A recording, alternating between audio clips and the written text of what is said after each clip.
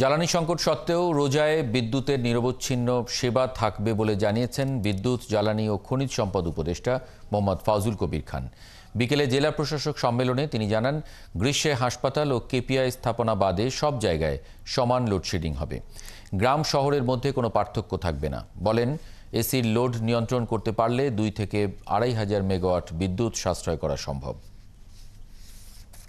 বিদ্যুৎ কেন চাহিদা কেন বাড়ে? এই যে এসি, এর কারণ হচ্ছে যে এটা কুলিং লোড।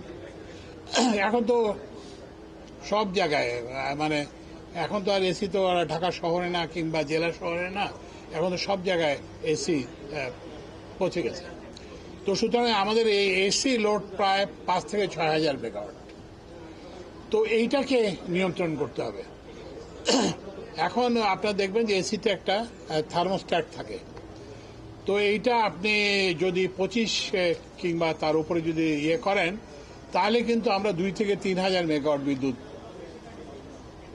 সাশ্রয় করতে পারব।